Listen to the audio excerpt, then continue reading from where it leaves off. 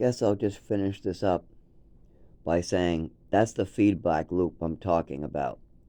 My mother and father will feed the doctors for 15 years false information, calling me all these different shithead names.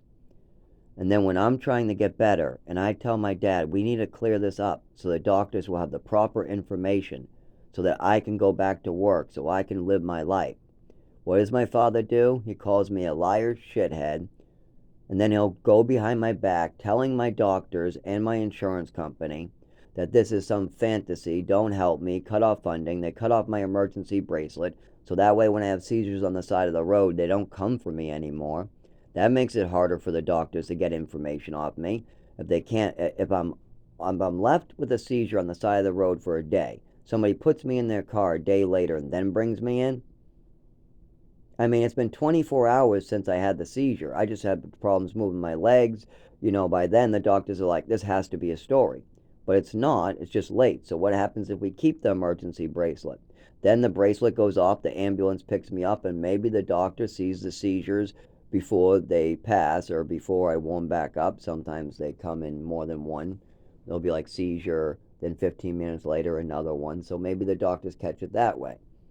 But my father has cut off, misinformed, and done everything in his power to make sure the doctors don't believe me in the first place. Now, luckily, the doctors are seeing enough where they know it's real now. I mean, I'm injured enough now that they know something fucked up is wrong with my nervous system. They know that much. And they know from my look, my eyes, the way I almost cried talking about the abuse my mother took me, they know it's real. So, but they don't have any medical records to connect it to, and a lot of people don't like putting themselves on the line, especially for a poor kid. Especially when they got a rich 89-year-old going, here's social security records. He's mentally ill. He makes up stories. See, look what we had written down. See, we brought him to this psychiatrist and he signed off. And look, we brought him to this psychiatrist and he signed off. And look, we brought him to this. Okay, how many doctors in Texas wrote that paperwork up? Tell me, how many physical doctors wrote up about that stuff? Instead, there was just therapy, and most of the time we talked about how my mother was bothering me, giving me anxiety, or doing crazy things, or we talked about the allergy attack, and my mother would say, she forgot, I forget, I don't remember, stuff like that. So with that information, we know the doctors won't be able to have a conversation with my dad until we get the proper information in. So first thing we need to do is make sure the doctors know all that bullshit. My mother was mentally ill, very mentally ill, but nobody would get her help. They hid it. When my mother was popping pills out of the closet that belonged to her son, nobody ever told anybody about that. When my mother was throwing shoes at somebody's head like a child, I called her crazy and she's chasing me up the stairs throwing shoes at my head. She said that I'm a liar.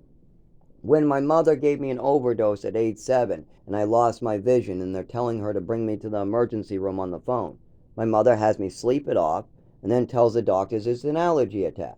Well, who told my mother that's an allergy attack? Nobody. She pulled it out of her ass. That's how my mother was. She said, I used to be a nurse, so I know everything about health. And this is my son. I know everything about my son, and I used to be a nurse, so I know that bumping in the furniture is called self-harming. How stupid is that? So when you have a mother and a father feeding the doctors bad information for 15 years, then you live in the woods homeless for 4 years as they scrape you from place to place from injuries, and they just keep on releasing you not knowing what to do. They're not going to have enough medical history, and we don't have a diagnosis yet. Once when we get a proper diagnosis, then the doctors can inform my father and his wife about what's going on. But instead, my father's trying to prevent me from getting a diagnosis in the first place. They call that a feedback loop. My father makes false statements to the doctor. He lets his second wife prevent me from getting medical care. He lets his second wife make it impossible to get a diagnosis for my real disabilities. And then after he lies to these people, manipulates, gets my bracelets taken out, does all these type of things, then he wants the doctors to tell him what's going on. You just misinformed, lied to the doctors. The doctors need proper information to give a diagnosis. Now, I'm giving them the information they need. The information I have is good enough to get a diagnosis. The problem is, They have no medical history to go with it, and it's been going on for 25 fucking years. I've had enough of it. I'm about to go up to these fucking, start breaking noses and ripping testicles and injecting drugs into these people and see how they like it for once. See how they like having a mystery illness and that somebody else can fix anytime they want. Yeah, I'll inject them with a drug and I'll be the only person that knows what the drug is. And then when they beg me and they try to torture me and they're telling them what's wrong, I'll keep it a secret. I'll let the doctors just guess. They can put me in prison and I'll never tell them. How would people like that? It's bad. You never do that to somebody. You never try to damage somebody's doctors and body like my family did to me and is still doing today. So my father just keeps on setting himself up for feedback loops, stuff like that. Like, for instance, here's another one. Let's say that I told the doctors about the swimming medal or stuff like that. Or what's another feedback? Oh, okay. I won the swimming medal in the orphanage. The orphanage brought me to the YMCA. I treaded water the longest and I won the swimming medal. But my mother is stealing it away. She's calling me names. She's calling me a liar. She's calling me a fantasy spinner about my own accomplishment. It even has my old last name from the orphanage on it, so we know it's mine. But what does my mother say about my old last name being on my medal? She says I'm out to get her. That's why it's theirs, because I'm out to get her. So my mother's coming out with all these fantasies, how I'm out to get her, I'm a liar, I'm making up fantasies about my own swimming medal, things like that. So what does my father and mother use as proof to back their statements and call me a liar like they're doing now? They say, the orphanage didn't have a pool, so you're lying. Yes, the orphanage doesn't have a pool, and we never saw you win it, so you're lying. Why would you see me win a medal in the orphanage? Were you there? No. You wouldn't see me in the orphanage winning a swimming medal. And number two is the orphanages bring you to the YMCA. So the orphanages do have a pool. They have a pass to the YMCA. So they're just missing information. And instead of trying to get the full picture, they just want to call me a liar each time that they're doing something wrong. See, they're stealing a medal from a child. But tell me something. If you had a choice, if you're right, then your son took somebody else's medal and you're taking it back.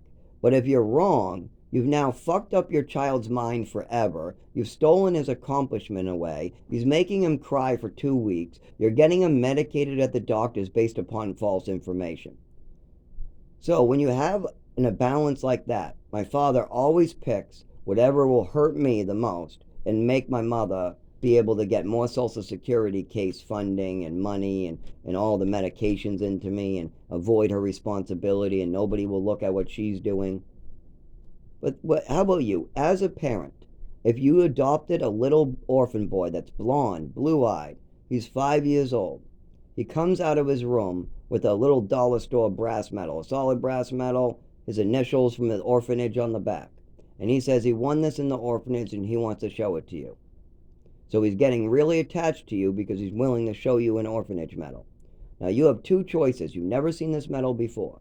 You either can snatch this medal out of his hand, look at the back, say he's writing his old last name on it out to get you, say because you never saw it before, it's stolen, and you can say because the orphanage doesn't have a swimming pool, it must be stolen. So you can go that route, and the best case scenario is you're holding on to another kid's medal. That's it. The best case scenario is that you might be able to return the medal. Okay, let's do the other side of this. Let's say you do that and your son really did win the medal. What happens then? Now you've killed his self-esteem. You've fucked with his head. You've stolen his swimming medal away. You made up stories at the doctors. You got him on medications he doesn't need. The doctors are confused. The doctors might medicate him for the rest of his life without even knowing what's really wrong with him. And nobody will believe him when there's something is wrong, because you've now called him a liar and a fantasy spinner when all he's doing is talking about his own medal and crying in the corner, please give me my medal back, please give me my medal back. So which type of parent do you want to be? Do you want to be the parent destroying children's minds, or do you want to be a parent that is actually waiting to see what happens. Because my mother and father could have just said, good job, and then asked around to see if anybody's missing a medal. That's the appropriate way to act. Your son has a medal that you've never seen before that he said he won in the orphanage. It has his old last name on it. So you say, good job. And then if anybody says they're missing a medal, then you have a talk with your son. But jumping the gun to destroy your child's mind and do this to a child is fucked up.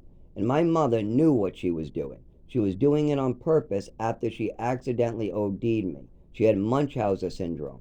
But nobody would let her get treatment for her alcoholism, the popping pills in the closet, the Munchausen syndrome, the lying, the manipulating, all of it. The stories, the thinking of people's out to get her. All that stuff went untreated, and then they just used me as a lightning rod. They wiped their ass repeatedly with me. And now that my mother's dead, they figured they could just throw it away. This poop rag is too poopy now. Let's just throw it away. Meanwhile, this poop rag is about to get in your face and rub that poop all in your nose. Just rub it all in there. Give you a taste of your own medicine. You want to wipe me on your ass? You want to wipe me? Well, I'm going to wipe me on your nose. Yeah, we're going to wipe that shit right back on your nose. Yeah, well, I'll see how you like your own smell. Yeah, what's give you a little taste of your own smell. Yeah, well, let's have you smell your own shit. You're wiping your ass with me, so I'm forced to smell your shit. Well, let's go back and we'll rub your shit in your face. Yeah, let's do that. Because there's two ways. We either handle a problem by following Jesus and doing the right thing and trying to make sure nobody suffers for your mistakes, or you eventually have a guy coming out of the woods to fuck you up because you did something. And that's a very common occurrence today. There's so many systematic failures, but most people could not hang on. People always ask me, hey, Zach, how do you manage? How do you stay alive in your condition? I mean, you definitely need Social Security. I go, no, I can work. No, but you need something. You can't keep on going like this. I know, but I don't have a choice. If I don't keep going like this, then I have to live in the woods with $0 for the rest of my life again. All I can do is injure myself at work for money. And then when I have a seizure, I get too injured. I just have to find another job. Then I get injured until I can't walk. When I can't walk or if things get too severe, then I'm kind of screwed. And I'm injuring myself beyond belief to get this done. But it buys me enough time to see if my father will take responsibility. And this time I'm sober. I have a job. I have an apartment. I have a doctor. I have everything I need. This time, if I lose everything, it's only because somebody is making slanderous statements at the doctors. That's it.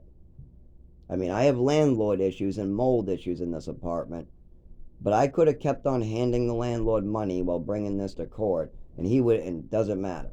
The biggest problem with him is I was reporting stuff at the code enforcement. Well, I would have done a more gentle job on my reports because I was reporting a lot of stuff within the same month.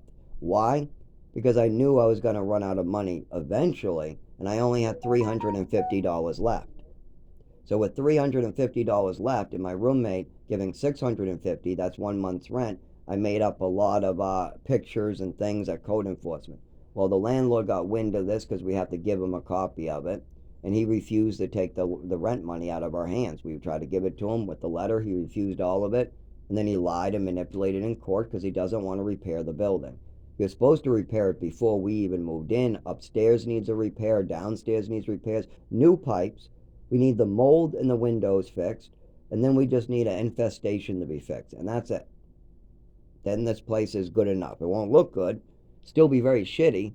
But at least there'll be no waterfalls damaging their tenant's property. At least there'll be no water going in the walls for 10 years. There'll be no water going down the wooden frames for 10 years, growing mold. There'll be no mold in the ceilings, mold above the ceiling in the bedroom. All that just won't be the case. But what is necessary for me to go back to work and pay my rent? The doctors need to know that this is real, that my life is my life. That's it. My mother's fantasies is not my life. My father's, oh, he's a devil child that lies and makes up fantasies and don't help him cut off this. All that shit is just him avoiding responsibility. He has a bunch of little, he has no proof, he has no court charges. It's not like he took pictures or videos of anything. Okay, let's talk about the fire, the first one. Let's talk about him saying I tried to burn down his house at 5 years old. What could you take pictures of that event? What could you record? You could record my mother telling me that this could have burned down the house, so I'm purposely trying to burn down the house, and I need to say it. We could record me repeating what my mother tells me to say, and we could take a picture of about 8 matches that I tried to light up straight, but I couldn't get lit because I wanted to see the glowy thing. That's it. Okay, so we had pictures and recordings of the whole event. What would the recordings say? Okay, the recordings would show my mother confusing me, my mother trying to convince me to say I'm trying to burn down the house, and then they would have me repeating it. They would also have that. But what really happened that day? Well, if you had pictures and videos, it would be obvious. I played with the match because I saw a candle and I wanted to see the glowy thingy. And then my mother stomped in there, twisting my mind up because she had Munchausen syndrome, trying to fuck up my head once again, telling me that it could have burned down the house, so I'm trying to burn down the house. You could have burned down the house, so you're trying to burn down the house. And then she's telling psychiatrists that I'm purposely trying to burn down their house. No, I'm not. If I did, I would have just done it. I mean, I couldn't even light the matches, for goodness sake. That wasn't even a plan. There was no plan. You're fucking 5 years old. You don't know. I said, I don't know, I don't know. You have no idea what you're doing. But who said that originally? Who said I was trying to burn down the house in the first place? Because I couldn't come up with something like that on my own. It's not like I would just say that. No. My mother asked me about that. She said those words and then put it in my head. It's not like I really was planning to burn down the house. It's not like I took the matches planning that. I took the matches to see the glowy thingy. Then my mother asked, why are those matches on the ground? Why did you do this? And I said, I don't know. I don't know. She goes, yes, you do. You were trying to burn down the house. You could have burned down the house. So you're trying to burn down the house, aren't you? No, no. Yes, you are. You better say it. You are trying to burn down the house. And then you agree. And then she goes, I'm going to go get your father. And then when your father gets in, your mother's already had her way with you. So now you just repeat what you said to repeat. And now you're all confused. You're all like, what the fuck is going on? What the fuck is going on? I know I played with matches, but what is all this burning the house shit down? My mother said that's what I was doing. Is that not what I'm doing? Yes, it is. No, it's not. What the fuck's going on? Because you're 5. You have to learn these concepts. You have to understand these concepts. When your mother comes in telling you that this is the way things are, that Santa Claus comes down the chimney by itching his nose, and the Easter Bunny is the one who leaves the baskets, you just repeat it. If somebody asks you, how do you get your presents on Christmas? You tell them, Santa Claus comes down the chimney and itches his nose. Well, why would you tell them that? Because your mother told you that. Your mother said Santa Claus gives you the presents. So when people ask you, how'd you get those presents? You say, Santa Claus gave it to me. Same thing. If you play with matches and your mother tells you that you could have burned down the house, so you're trying to burn down the house, and you need to say it, no, no, no, you better not say I don't know again. You need to repeat it. Now I'm going to get your father, and you better tell him what you did. Then he gets the father, I tried to burn down the house? And then, your father's scared, I mean, because he doesn't want to lose all his property, obviously. But who's at fault here? I'm at fault for playing for matches at age 5. I need a spanking. But my mother's at fault for all this psychiatric bullshit that she made up. She went overboard with it, fucking with a child's head. She did the same thing with schizophrenia, and she did the same thing with many, many things. Like, for instance, the self-harming stuff. It fucked with my head badly. She was fucking with my head, sucking on your skin to see what your skin feels like, because you had an overdose and your whole body feels differently, is not suicidal behavior. And if the doctors were informed properly about some of these, Zach's having coordination issues, the teachers say there's a sudden change, and now he's sucking on his skin. When the doctor has those 3 facts, the teachers are asking about a sudden change in his body. There's an allergy attack where your son lost his feeling, lost the ability to speak, and lost his sight, panicked, and passed out on a pile of newspapers, and now he's sucking on his skin. When you put those together, it's very clear the cause was this allergy attack. But see, my mother didn't do that. She didn't give the information to the doctor. Instead, she misled the doctors, trying to cover up her crimes. And that's why I have to suffer today. But I don't have to. People can take responsibility and tell the truth. The state could work with me, the federal government, my family, the doctors, and they are, to a point. But I think their plan is to have me die and then go after my family, because it sure seems like they are working on it, but they don't really want to work on it through the doctors or anything. They want to see a dead body first. Then I think they're going to do something. So, my family's fucked either way because this story's coming out. It's already come out. I've already printed it. I've already given it to doctors, the state. I'm already giving it to Massachusetts. I'm already sending it out. So, there's many states that already are hearing about it. But they're going to have to wait till a dead body, or if my family teams up with me and works on this, then nobody gets in trouble. Not a single family member would get in trouble if they worked with me on this. The only person that would be responsible is Patricia. But as long as they're trying to cover it up, as long as they're trying to make things worse for me and then I die, they will blame them because they gave false information to the state and to the doctors. And that's another crime. And it resulted in the death and the suffering of another human being. So there's a lot there. Plus, they might get poisoned themselves. I might pass on the curse as well. And we got 2 days left. That's it. 2 days. And then I'm probably in the woods running around in Florida and in Maine and in Mass. Those are the 3 states I'll be running around. And you better not have my last name. You got my last name? I would be very scared about what you're doing to other people. If there's somebody suffering out there because of your actions, you might want to do something about it before it's too late.